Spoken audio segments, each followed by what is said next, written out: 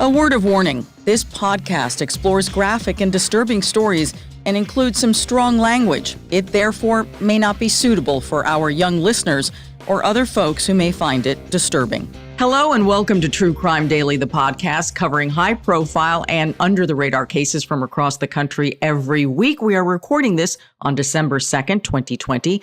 I'm your host, Ana Garcia, and joining us today is criminal defense attorney Joshua Ritter. Josh has worked on both sides of criminal law. Previously, he was a prosecutor in the Los Angeles County District Attorney's Office. But we have breaking news because Josh is a new dad. You had a little girl a month ago. Yes, what is her name? Her name is Ryan, and she's gorgeous, and she's given us the business, and sleep is at a premium, but we're very, very happy. Congratulations. It's a wonderful thing. I love Thank babies. You so much. Thank you so much. Oh, it's a wonderful thing. Well, we've got some crazy cases for you today. We got these specially for you, Josh. I appreciate that. All right. So these are the two nutty cases we're working this week. A man in California claimed that his girlfriend died after falling off of a bicycle. Except now he's been charged with her murder. But first, a case that we covered back in January has taken a wild turn. Frankly, it's unbelievable where this case is going. Let us go back to January 13th in Celebration, Florida. And this is one of those planned developments with beautiful little houses and wraparound gorgeous porches. And Celebration is near Disney World, to give you an idea. All right. Inside one of those fabulous homes, police found the decomposing bodies of a mother, her 3 children, and the family dog. And the only one who was alive when police discovered this was the husband/father, Anthony Todd. On the outside, Josh, this was the perfect family living a lavish lifestyle. Anthony Todd ran 2 physical therapy clinics up in Connecticut, and he would work during the week, and then on the weekends, he would fly down to Florida to be with his family. Not a lot of families can afford that kind of lifestyle. Right? Okay, so already we know we're dealing with really a lavish, successful life. Yeah. But the reality was, Josh, when you peel back the layers, and you didn't have to peel too many, that Anthony Todd was in some serious debt. Serious debt. He was about to be evicted from that gorgeous house in Florida, and he was under investigation for massive fraudulent billing, insurance billing, fake billing, not only to insurance companies, but to the government. So that sets the scene of what's going on behind the scenes, right? Right. So, Josh, at the time of his arrest, investigators said that he had confessed to killing the family. But since his arrest back in January, almost a year ago, he is now facing the death penalty. He has been indicted on murder, and all of a sudden, he has a whole new version of what happened. Of course. Yes. And guess who he says really killed the children? The mother. Of course. He says his wife, who is dead, actually poisoned the children, then stabbed the children, then suffocated the children. And then when she realized what she had done, she ingested some, massive amounts of Benadryl. She did this in front of him. All of a sudden, he remembers this because he didn't say anything about this at the time. And then that she stabbed herself in the stomach. And he said he was so upset that he went to throw up in the toilet. Right. Yeah, this is the new version. No, it's pretty fascinating. You see this a lot where these people commit these heinous, horrible crimes, and there's this moment of relief when they're able to confess it to police, to get, to finally that release of having that carrying around this trauma on your shoulders.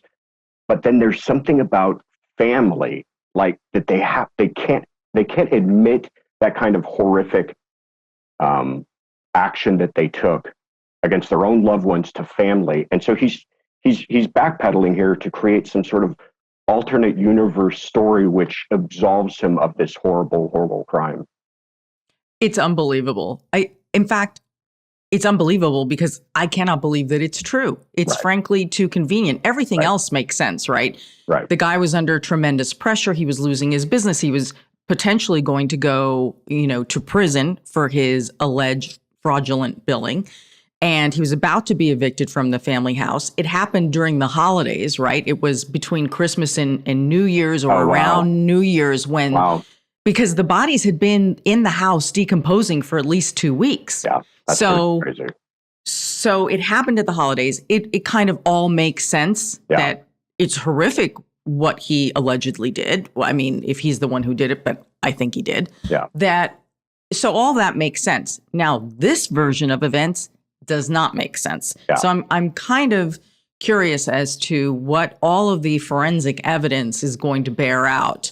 And I think that the jury's going to have a hard time with this one. So what I want to do is I want to go back kind of chronologically and tell you everything that was going on at that time. Yeah, then I want to go into detail into his new version of events. So then you, the listeners, can kind of say, wait a minute, whether this makes sense or not.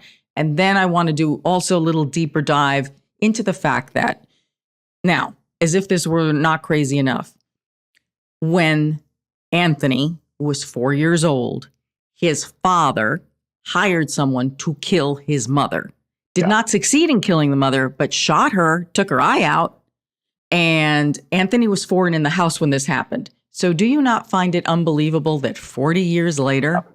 Yeah. Right? No, to add another fascinating wrinkle to this already fascinating story, but at 4 years old, I mean, you have memories of 4 years old. I mean, he was carrying the trauma of his mother nearly dying and his father being responsible for his entire life. So who knows what role that played in the man that eventually ended up allegedly doing these awful things. Yeah. What are the chances? Father and son, one tries to kill the mother and the other one is accused of succeeding in killing the mother. Right. Or yes, wife is what I should say. Excuse me, the wife. All right. So let's go back to December 29th, 2019, almost a year ago. So an out-of-state family member calls the police in Celebration, Florida, because this family member is worried. They have not been able to speak with the mom, with Megan, the wife. And so Anthony keeps telling the family members, the entire family has the flu and no one can come to the phone. Now, we all know that that's ridiculous because you can text. You can get on the phone if you have the entire family is all of a sudden incapable of speaking. Yeah, no one's truly unavailable nowadays. No, absolutely not. So the family member calls the police in Celebration, Florida. They go, knock at the house. Nobody comes to the door. They don't see anything out of place. They leave. Now, I don't know what these welfare checks are supposed to accomplish. I really don't. But I guess if it was a home invasion robbery, they would have found that. But so they leave. And, no neighbors had complained of anything. The curtains were drawn. There was no weird smell. So keep in mind, this is December 29th. That's going to give us the landmark as to when they were probably already dead. Then on January 9th, the local sheriff's department gets contacted by the feds, and I guess they do this all the time. The feds say to them, look, we're looking at this guy, Anthony Todd. We've been investigating him for some time up in Connecticut for medical fraud, medical billing fraud, and we are going to be arresting him. Have you guys, do you give us an idea of anything going on, anything weird?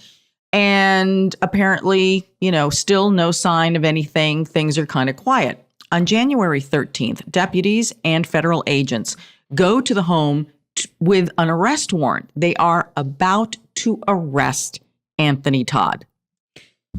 They find him at home.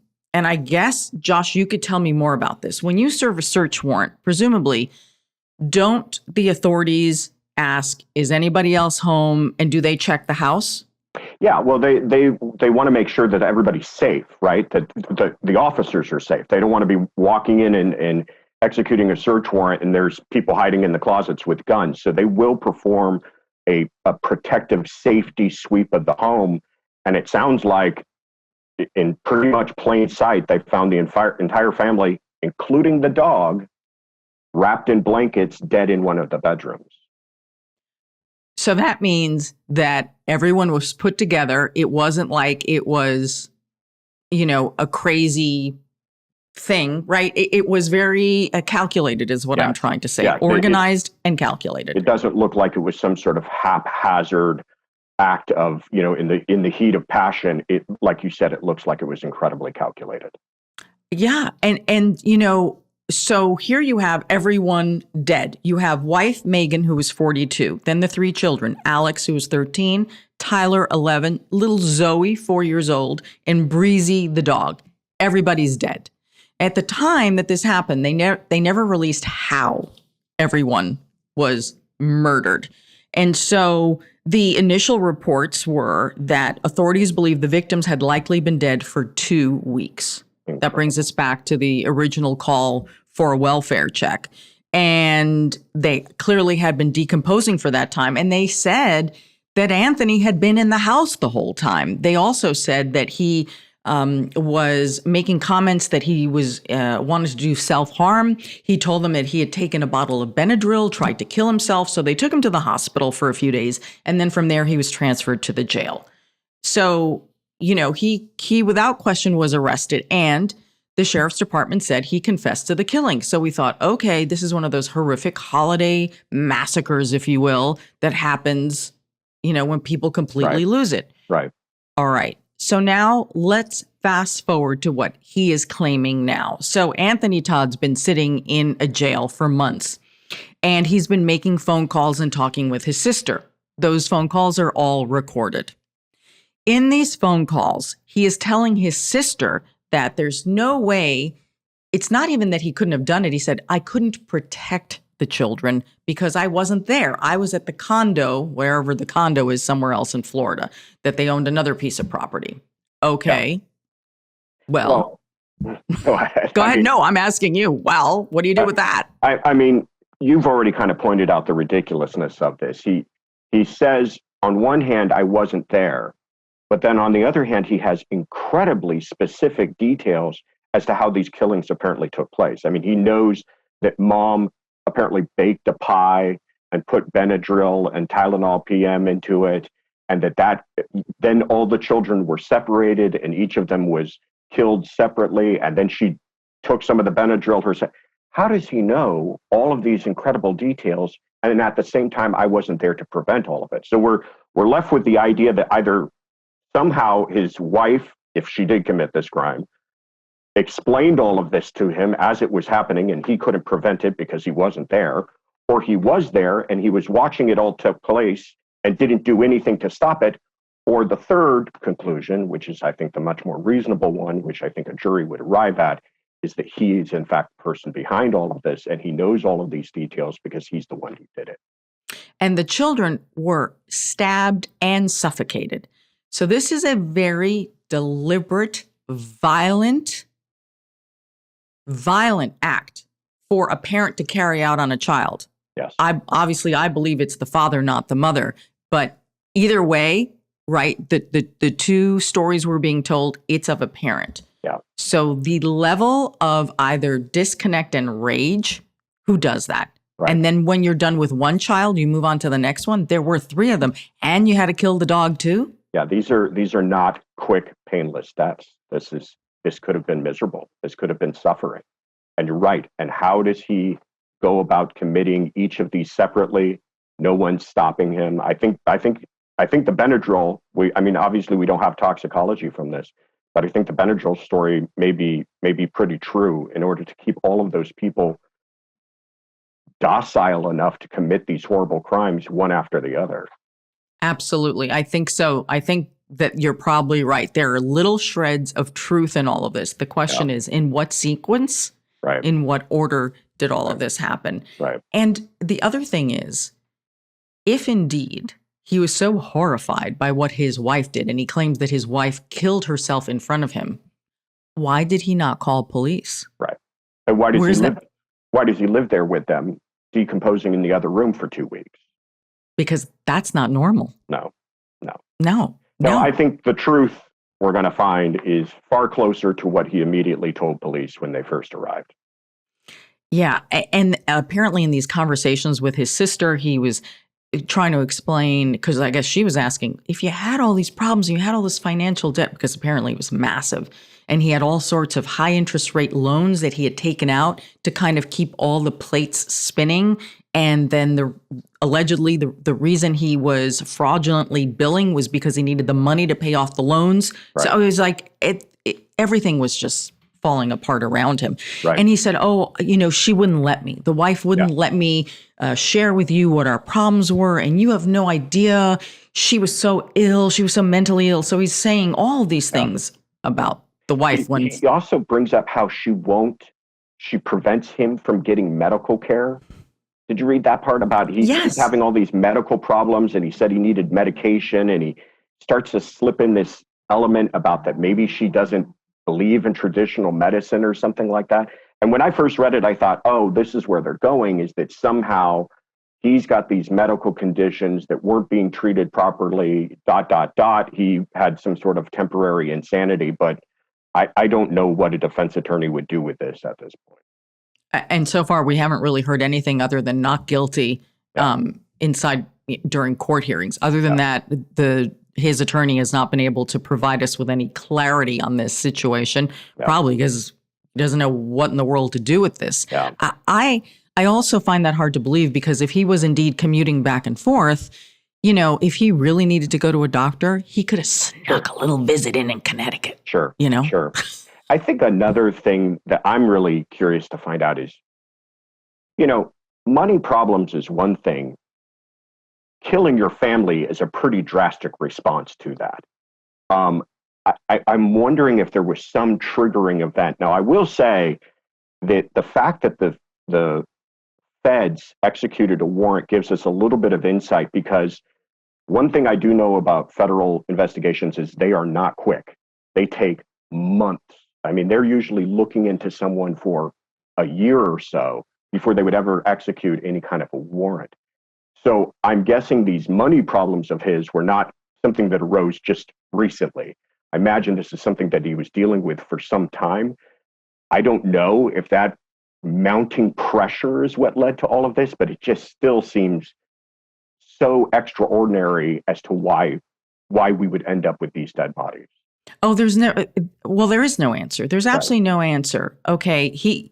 Supposedly the wife didn't know that they were about to be evicted. It's possible that the wife didn't know how bad the financial situation was. She was a physical therapist too, but it appeared that she wasn't working anymore. She was with the kids at home, and he was keeping the two clinics going. But it appears that those two clinics in Connecticut had pretty much shut down around Thanksgiving, and these murders occurred in December. So I think everything was closing in on him. Yeah. When the feds were doing surveillance, they were actually watching his clinics. As you said, this doesn't just happen. You've got a lot of billing to go through, a lot of questions to be asked. If you're under investigation, you're under investigation. Right. It is not a surprise, not in a case like this. So the feds did surveillance on his clinics. And on the day that they were watching, the clinics were closed. But wouldn't you know it, that paperwork was filed for 16 patients that were presumably treated that day. However, the feds never saw anyone go in or out of that. So how could they have been treated? So they had that independent kind of evidence. Yeah. And he knew this was all going to come down crashing on him. What I don't understand is, okay, fine. So this is happening. You'll defend yourself. You're being evicted. Okay, well, it sounds like you got a condo somewhere else. So what's the problem? Yeah. Why is the family the problem that he needs to solve in all of this? It doesn't seem like they're the cause of his troubles. It's funny too. I wonder if the money problems, the obvious fraud to generate enough income, is that just to support this lavish lifestyle? I don't know. Was there other debts that he had that we don't know about? Yeah, well, the debts were he had at least like 20 high interest rate loans, which he had managed to take out. He had liens against his property, and apparently the debt was at least $500,000. Wow. Because it's almost as if he had his own scheme going. Yeah. I got a loan here. I got a loan here. This is going to cover this. Oh, hold on. Now I got it. Right? Yeah. So it was a really delicate balance, and it was all coming undone. Yeah, he's just plugging holes in the levee, and pretty soon it all broke. Yeah, another thing I found so interesting. You mentioned this to begin, but this town that they lived in Florida, Celebration, if you look it up online, you describe it as this kind of picturesque thing. It reminded me of that Jim Carrey film, The Truman Show. Like, it is idyllic. It's perfect to the point of creepy, I thought. It was just so, every home looks like it is, like you said, the backdrop of a Disney movie. And to have this kind of horrific crime take place in that setting just adds another layer to this whole thing. Oh, and we are not done with the layers because this just gets this much more complicated. So in June, Josh, Anthony writes a 27-page letter to his father, but he and his father are estranged, and they've been estranged since 1980. Why? Because his father hired someone to kill his mother and almost succeeded. This is how Anthony grew up. Right. With the story in his head that daddy tries to kill mommy. Right. 40 years later, Anthony apparently does kill his wife and the kids. Yeah. All right. So his father, Robert Todd, gets this letter, which apparently is obviously shared with prosecutors and also with the media. In this letter, Anthony details everything that his wife, Megan, did, according to him. The whole thing about giving them the pie laced with the Benadryl, stabbing the children, suffocating them, and Megan then killing herself in front of him and stabbing herself in the abdomen. Look, if you're going to kill yourself, stabbing yourself in the abdomen is not how you're going to do it. Yeah. If you're doing it to yourself. Yeah. Okay. So he writes in this letter, listen to the language. Long story short, who in the world says this about their dead family, his children? Yeah, not to trouble you with all the details. So. Right. So, quote, long story short, she gave them the Benadryl, Tylenol, PM pie, separated them, woke them up at 11:30 p.m., stabbed them, then suffocated each one, ... At the news of this, I ran to the bathroom and puked. I was weak. Personally, I'm puking. Yeah. Right? Yeah. What does he mean by that? At the news of this? How did he get the news of this?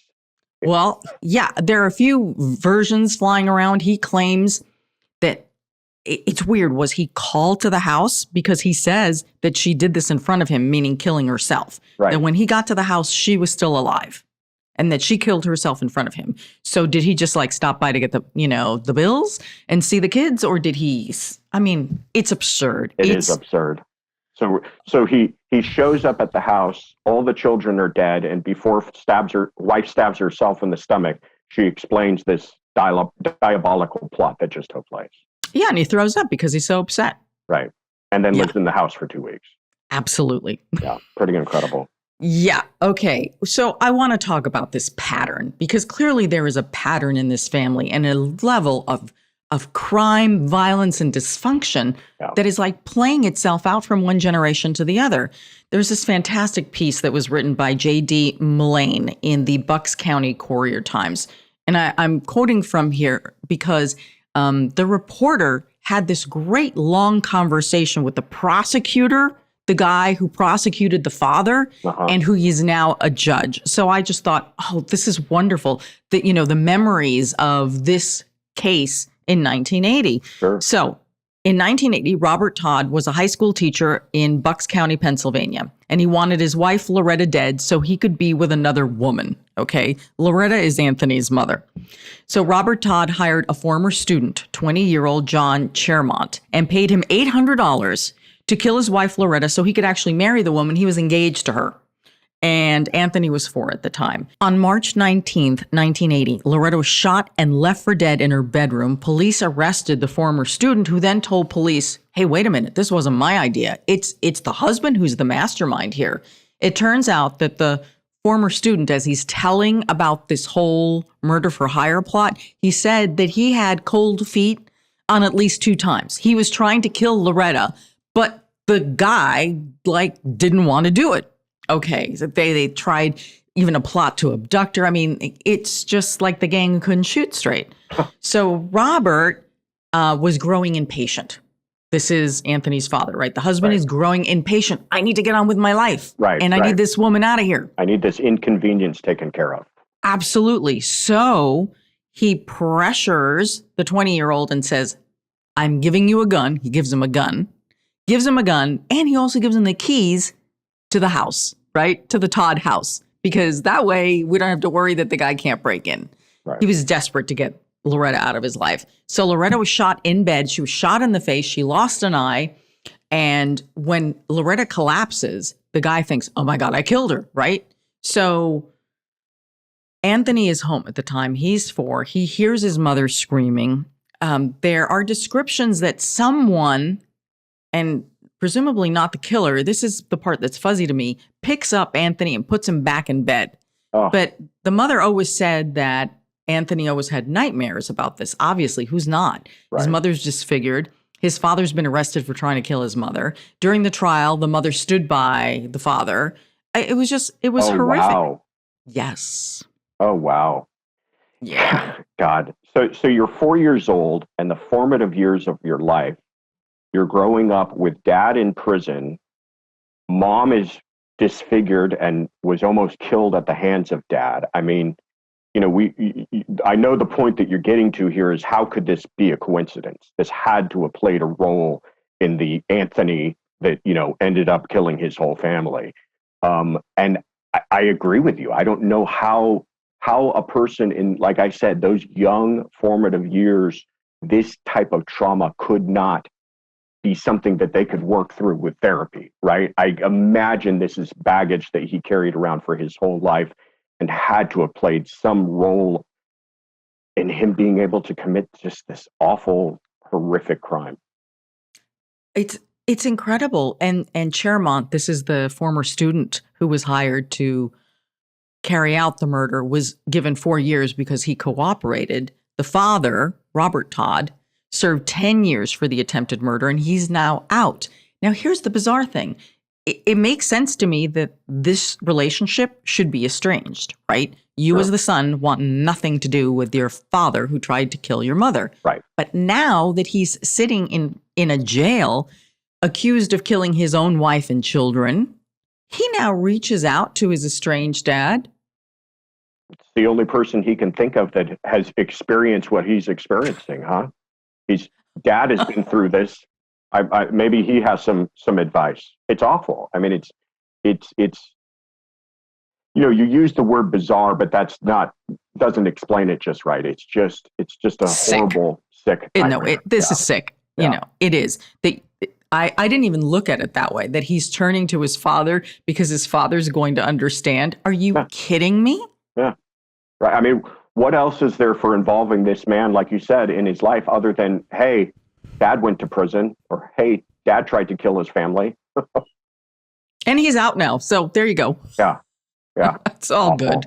Awful. I am, you know, I cannot believe how cavalier this entire thing is. 4 people are dead. Precious children have lost their lives. Innocent Right. babies have lost their lives. And this guy is now acting in such a way. Oh, the whole thing just disgusts me. Well, the other question I have is, what was exactly the plan here, right? I mean, he obviously took some steps. If we assume that the Benadryl and the pie and the separating and all of that stuff is true, right? He obviously took some steps here. And all of that planning ended with everybody dead, because then what does he do next? He doesn't go hide the bodies. He doesn't try to cover up the crime. He leaves everybody in a bedroom and sits around for 2 weeks until the cops show up. I mean, if it wasn't the FBI, somebody was going to come knocking on that door eventually, right? Somebody looking for the family, somebody looking for rent on the home, somebody's going to be coming to that door. And his plan was just to wait there. It's just so bizarre. It's like his thinking on this thing just ended upon the murders with nothing beyond that. Well, is it possible that he had a massive mental break? Could be. Because none of this makes any sense. No. This is not someone acting rationally by any means. No. Right? I mean, even the dad with trying to kill his mother, there was another woman, right? There's like okay, I understand now why the wife was a problem to him. We still don't understand why the family was a problem to him. Like he said, mounting financial problems, but what does the family have to do with that? Yeah. Exactly. Well, it's like the classic, and we see this all the time, and it's mind-boggling. People who, rather than divorce, will Right. kill the spouse. We see this over Yeah. and over and over, and I don't understand that logic. Yeah, Really? Killing someone and then spending the rest of your life in prison makes more sense than a divorce that might be just a little ugly and messy? Give me a break. We've talked about it before too. It's the selfishness of all of it that really begins to get to you, is that this man, for whatever reason, is dealing with stresses and problems, but instead of solving them himself, I'm going to take out my entire loving family. It just, that I don't know what kind of, like you said, maybe it was a mental break, because I can't wrap my head around that kind of selfishness and insanity.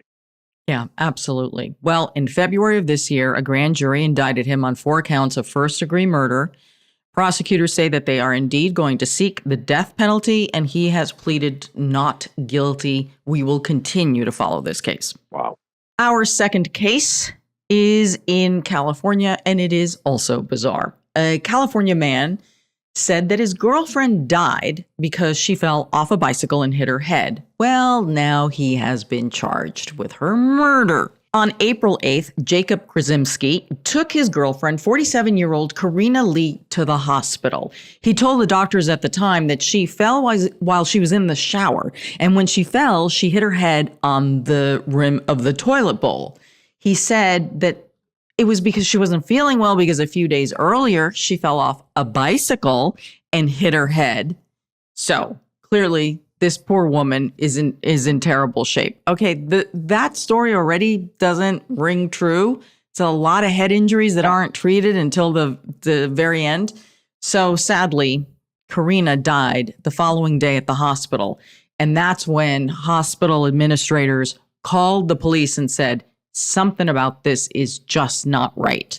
So Jacob, who is 38 years old, police run his name and they find, wait a minute, Jacob has an outstanding warrant and restraining order involving Karina, who has just died. Yeah.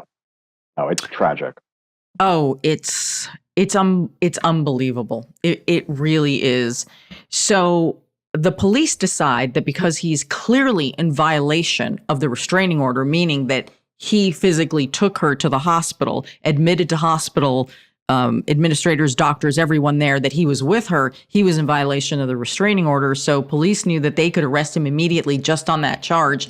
And in the meantime, they start digging. Yeah, I thought that was a smart move on the police, that like, okay, I'm sure he was suspect number one from the very beginning, but they didn't have the probable cause to arrest him for a murder just then, but they did have it for that violation of the order. So quick, hook this guy up so he doesn't go anywhere. Smart move. Absolutely. Absolutely. So now they're digging around, and Karina's mother says that Jacob was physically abusive. She thought that they had broken up, and she didn't know that Jacob was back in her daughter's life.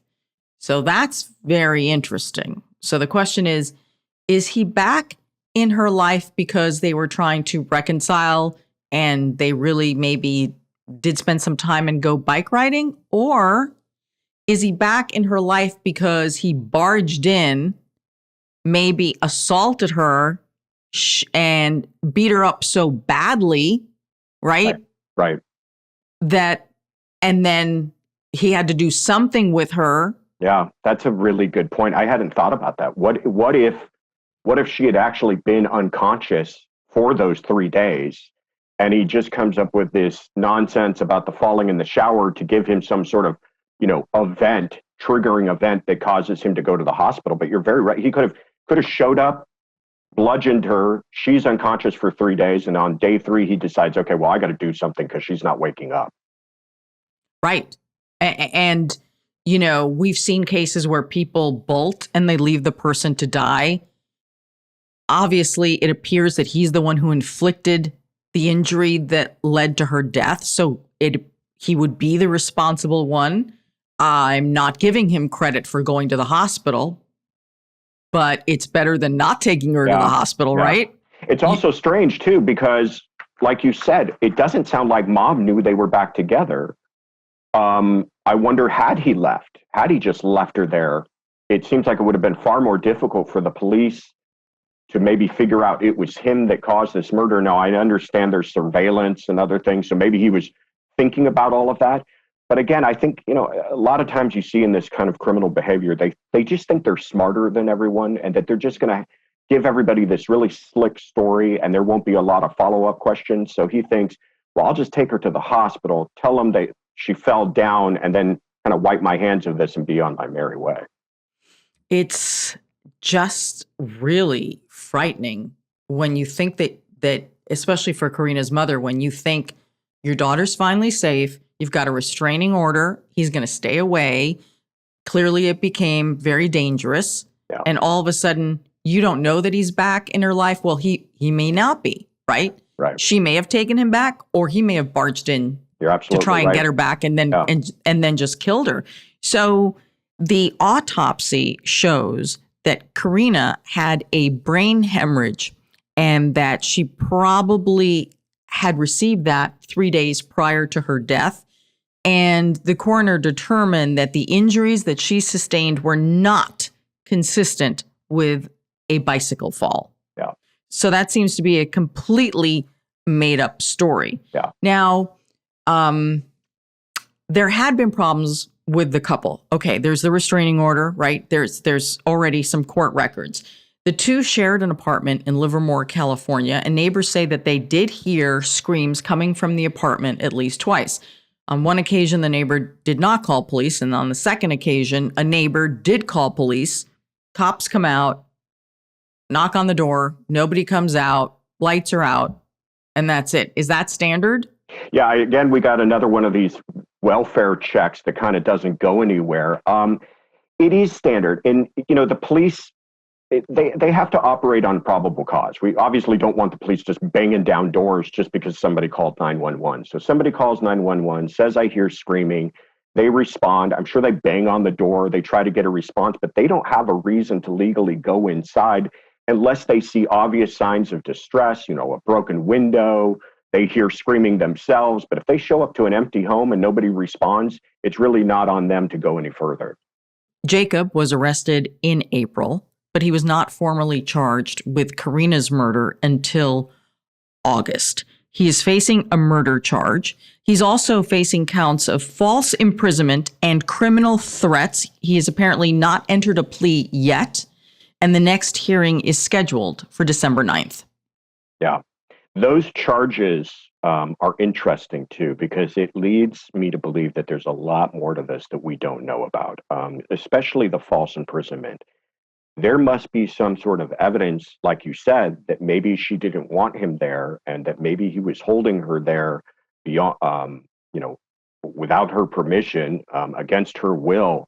That's going to be interesting to see what evidence backs up those charges. So, Josh, you're pointing out that there's more than just a murder charge here. Right. What do you think is going on? Right. Well, these other charges are interesting. The false imprisonment, the criminal threats. It's going to be fascinating to see what evidence supports that. Another thing to consider here is that there's a unique evidence code that applies to these types of cases. So usually, if you're charged with a crime, you cannot bring in evidence of prior bad acts, they call it, because you're on trial for the crime that you're charged with, not for a bunch of things that you're not accused of and not charged with. We don't want people being convicted for things that they're not charged with, except when it comes to domestic violence. In domestic violence cases, we do allow for presentation of prior bad acts, even if they're uncharged crimes, to show propensity. In other words, we want the jurors to understand that this person has been violent with this person or other individuals in the past, and therefore has the propensity to have committed the crime that they're accused of. What's also interesting about this crime is that it was passed by the legislature in California in 1996. The reason for that is there was a little case in 1995 called O.J. Simpson, where the jurors were not allowed to hear about prior bad acts. And the legislature responded to that by passing this law, which allows for that presentation of evidence. So this crime occurred in California. So you're saying that this law applies only in California Absolutely. to domestic violence cases. That's really interesting. Yeah. Yeah. It'll be fast. And a large part of how they're going to prove this, I imagine, will be through those times where people called the police before, where maybe the mom had conversations with her about how this man was violent with her. All of these, again, like I said, prior bad acts that are not individually charged crimes, but will allow the jurors to arrive at the conclusion, well, then he must have committed this crime. Also, I'd be very curious to find out what the forensics in her apartment will reveal. Yeah. Because if the attack, whatever injury that she sustained to her brain, if that occurred in the apartment, right, what evidence is there that will help substantiate the story that kind of fits with the injuries with the body and not his crazy version? Oh, we went on a bike ride and she hit her head. Right. No, we know very little about this, but it's going to be fascinating to see what further evidence comes forward. The next hearing in this case is scheduled for December 9th, and we'll keep you all posted. It is time for our comment section. These are the crime stories you all are talking about. A half-naked Connecticut man is charged after allegedly humping trees. I guess he thought he was a dog. The man was arrested after officers responded to a report that someone is in the park sexually assaulting trees. Police responded to this unknown man in the backyard. Not only was he half naked, humping the trees, he was screaming and he was eating branches. Sure. All right. Sure. So it was an entire collapse of any sanity here. The police said that the suspect then ran into a nearby house when they showed up. And of course, the people in the house then got the hell out of there because there's a crazy man in their home. With branches in its mouth. Right. Like a little squirrel with branches, right? Or beaver, I guess. The suspect was identified as 36-year-old John Figner. And he finally came out of the house, was taken into custody. But of course, as he's being arrested, he decided he wasn't going to go easily. So no shock there. No. We don't believe that he tried to hump an officer, but he did apparently spit at the officers and tried to assault the officers. I'm sure that didn't go over well. Figner was evaluated at an area hospital, booked on charges of second-degree criminal trespassing, disturbing the peace, resisting arrest, assaulting an officer, held on $25,000 bond. I don't know. I don't want to touch this one. Yeah. Okay, don't. No, who wants to touch him? Nobody wants to touch this guy. Are you crazy?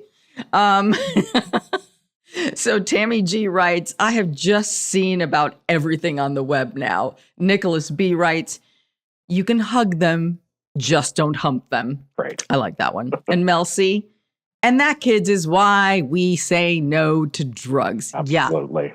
Obviously, it was a psychotic episode. Something happening. Something not good is happening there. This next case is in New York. A man with a flamethrower gets on top of an MTA bus. That's, the public bus system in New York.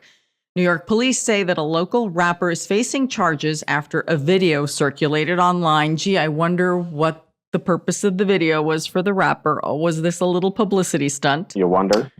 You wonder, yes. Circulated online, this video of a man shooting a flamethrower while standing on top of the MTA bus in Brooklyn. Oh, the rapper is from Brooklyn. What a coincidence. According to police, Dupree, G-O-D, identified as 36-year-old Christopher Dupree. He was slapped with some charges, including reckless endangerment and criminal possession of a weapon.